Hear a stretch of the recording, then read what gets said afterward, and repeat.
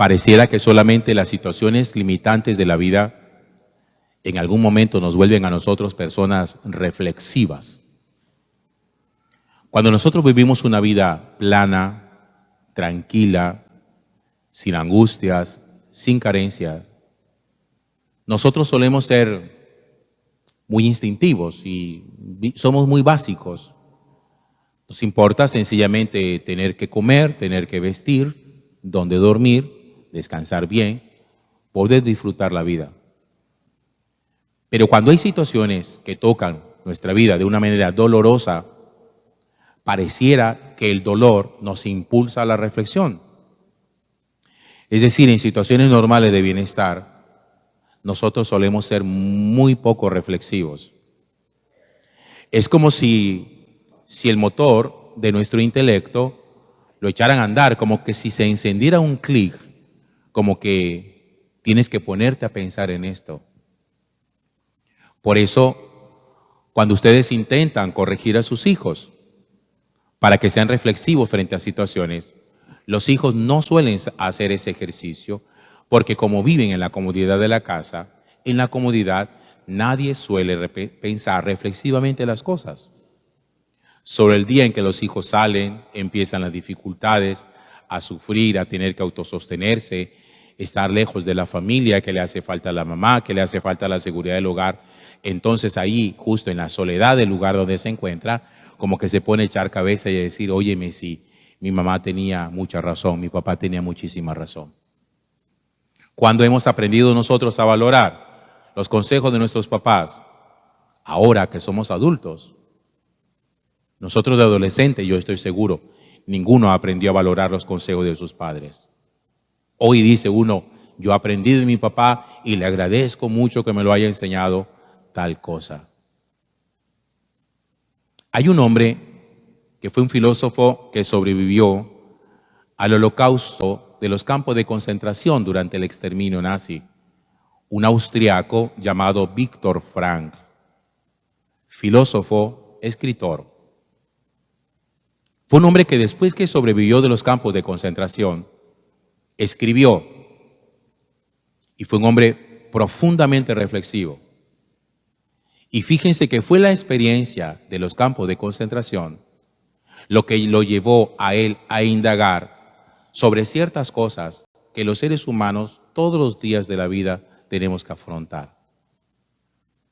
Hubo un tema específico, yo se los desarrollaré con la gracia de Dios durante el Triduo Pascual.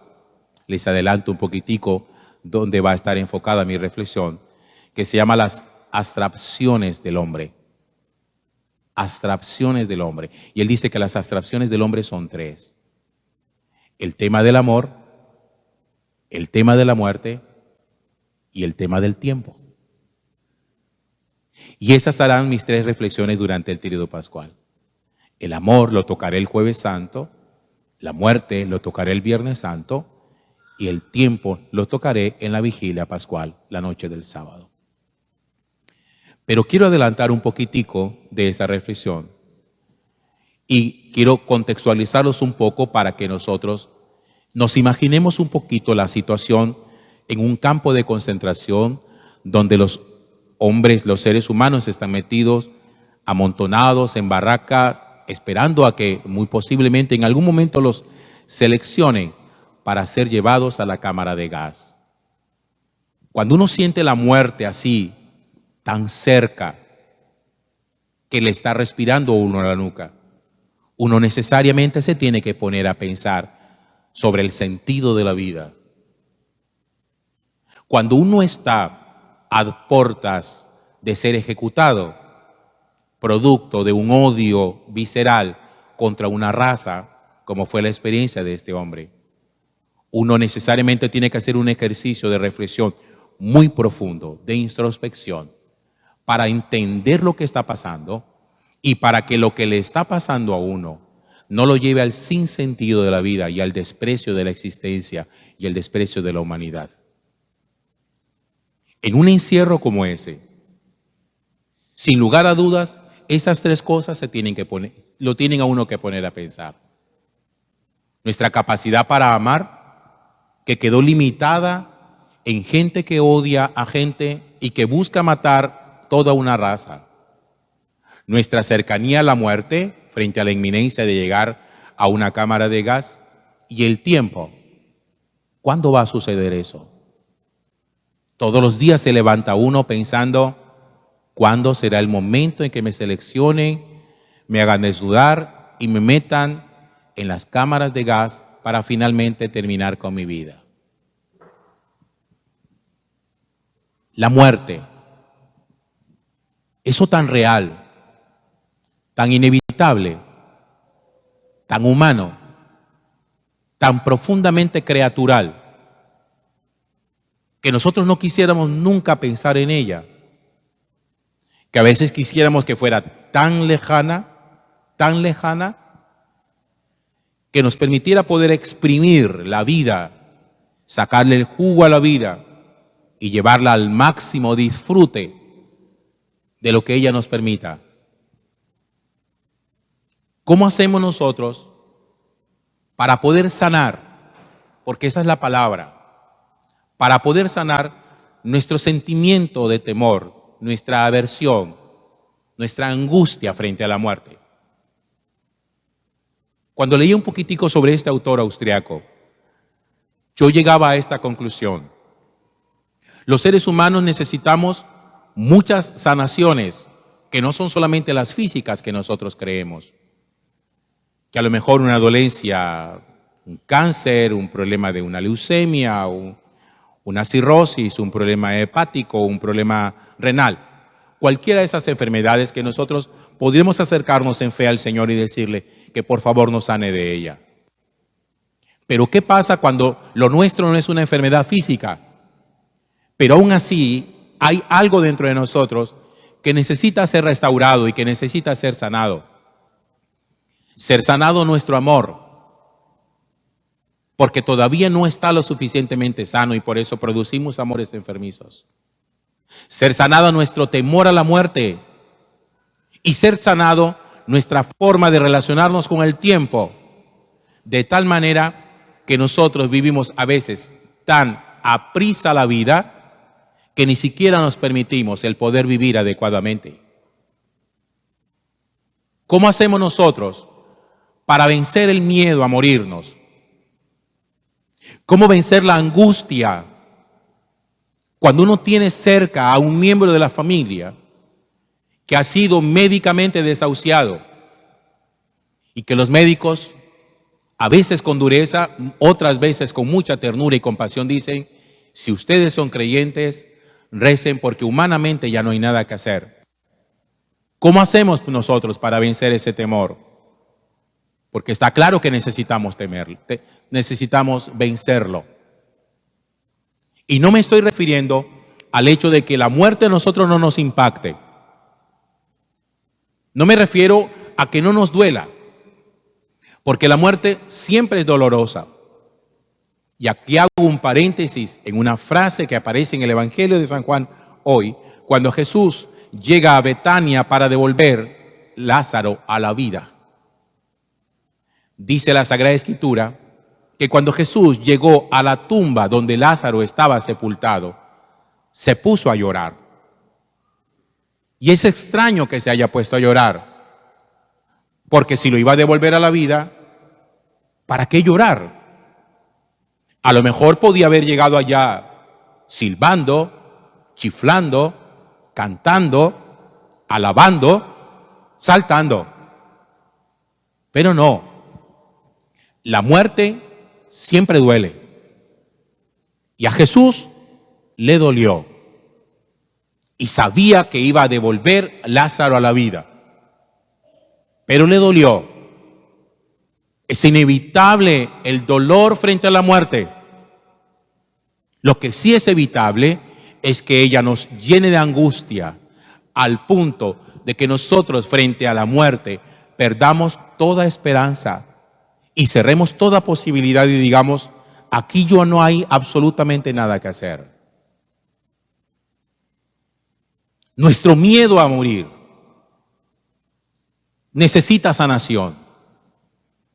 Necesitamos tener una reconciliación tan profunda con la vida que veamos la muerte como un proceso natural de nuestra existencia, pero no como el fin de la vida misma, sino como un paso que nos permite a nosotros trascender a un estadio nuevo delante de Dios, que es el que los creyentes llamamos la resurrección y la vida eterna. No podemos vivir angustiados frente al morirnos. Y ahí es donde aparece Jesús, justamente para venir a sanarnos a nosotros. Todos nosotros, algún día, yo les he hablado sobre eso, algún día tendremos que enfrentarnos a la muerte de nuestros seres queridos. Eso es inevitable, hermano. Eso es inevitable. Y tendremos que enfrentarnos a nuestra propia muerte.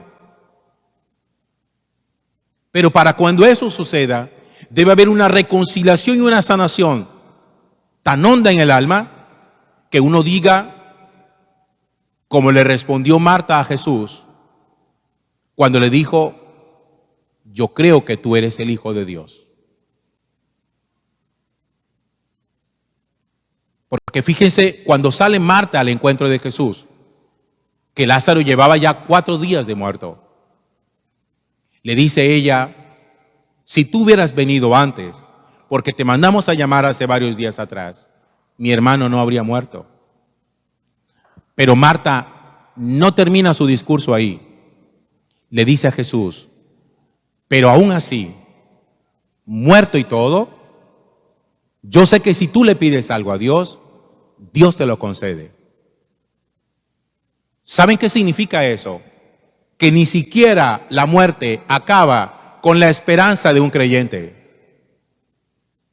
Allí donde la gente normalmente dice que después de la muerte ya no hay nada que hacer, Jesús dice: después de la muerte yo sí tengo algo para hacer. La gente da como capítulo cerrado el morirse. Y Jesús dice: esto no ha terminado. Y Marta hace un acto de confianza y le dice: yo sé que aún muerto mi hermano, tú, si pides algo a Dios, te lo concederá. Yo ni siquiera con mi hermano muerto voy a perder mi esperanza, mi confianza en ti. Y Jesús le dice: tu hermano resucitará. Y esa frase es una frase de inicio de sanación y de reconciliación con la muerte. Tu hermano resucitará. Y Marta le dice: yo sé que resucitará en la resurrección del último día. Y Jesús le termina diciendo: es que la resurrección y la vida soy yo. Solo de cara a Jesús, el temor y el dolor frente a la muerte se supera. Solo de cara a Jesús. Sin Jesús, lo único que nos queda a nosotros es desgarrarnos las vestiduras y tratar de meternos con el muerto dentro del cajón y que nos sepulten con él para que nos lleve también, como mucha gente lo ha pedido. Quiero morirme también. Llévenme con él, llévenme con ella. Y esa no es la postura de un creyente. La postura de un creyente es recordar en ese instante, cuando Jesús dice: yo soy la resurrección y la vida. El que cree en mí, aunque haya muerto, vivirá. Y todo el que vive y cree en mí no muere para siempre. Y pregunta a él: ¿tú crees eso? Y lo pregunta a nosotros hoy: ¿tú crees eso? Porque aquí estamos creyentes, hermano. Aquí estamos gente que le cree a Jesús que Él es la resurrección y que las cenizas que están metidas en nuestros cenizarios no son el destino último del ser humano, sino que estamos llamados a resucitar y a vencer en Cristo todo miedo. Nuestros miedos tienen que ser sanados. No podemos vivir como gente creyente temerosa, Porque el apóstol San Pablo dice que Dios no nos ha dado un espíritu de cobardía, sino un espíritu de valor. Para ser valientes. Para que usted pueda decirle al Señor con honestidad: me duele, como le dolió a él la muerte de Lázaro. Pero aún así, aunque me duela y me sienta triste, yo sigo confiando en ti. Yo sigo creyendo en ti. Ninguno puede morirse con ninguno. Nadie puede enterrarse con nadie. Y se los digo ahora, para que cuando suceda y nos toque, ojalá mis palabras queden guardadas en su corazón y la frase de Jesús, usted la agarre como una frase propia y recuerde que le dice: yo soy la resurrección y la vida.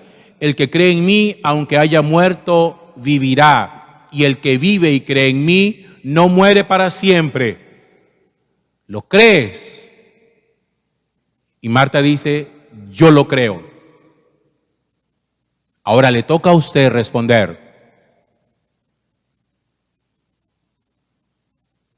Lo que le permitió a Víctor Frank, el autor del que les hablé al principio, poder hacer un proceso de sanación frente a los años de encierro en el campo de concentración, frente a la inminencia de la muerte, fue su capacidad de abstracción, de interiorización, de reflexión, para entender un poco qué significa la muerte, qué significa amar, qué significa el tiempo, para no salir del campo de concentración como un resentido, como alguien que odia a la humanidad, como alguien que se odia a sí mismo. Las situaciones dolorosas de la vida no nos pueden hacer odiar al mundo, porque ya suficiente hay con que haya dolor para que al dolor tengamos que añadirle odio. No haga ese revuelto en su corazón. Odio y dolor, no mezcle eso, porque va a morir envenenándose poco a poco, tomando su propio veneno.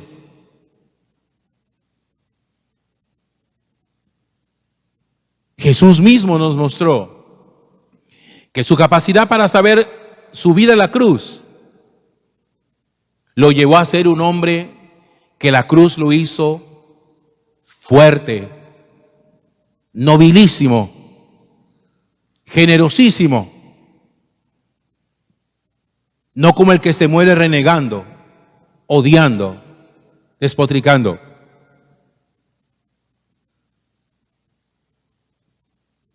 El creyente tiene que ser una persona muy sanada en su vida. Y acuérdense que las grandes enfermedades nuestras no están puestas en el cuerpo. Nuestras grandes enfermedades están puestas en el alma. Y esas nos llevan más rápido a la tumba que las otras. Que nuestra capacidad para amar sea sanada. Que nuestra capacidad para entender la muerte, asumir la muerte sin miedo, sea sanada. Y se lo voy a decir así: que usted nunca tenga miedo, terror a morirse, sin que eso signifique que yo me quiero morir. Que sea uno capaz de decir: yo sé en quién he creído y yo sé que Él me resucitará, porque todo el que vive y cree en Él no muere para siempre. Finalmente, el día que nos corresponda despedirnos de alguien, simplemente en un acto de fe, no en un minuto de silencio, porque a la gente le gusta hoy decir: guardemos un minuto de silencio por fulano de tal. Los cristianos no guardamos minutos de silencio por nadie. Los cristianos oramos. No guardamos silencio. Oramos. Y el día que nos corresponda despedir a alguien, desde el corazón, podamos decirle al Señor en este momento de oración: yo sé que tú estás vivo y sé que tú le resucitarás y tú me resucitarás. Sana mi dolor, pero yo sigo confiando en ti. Amén.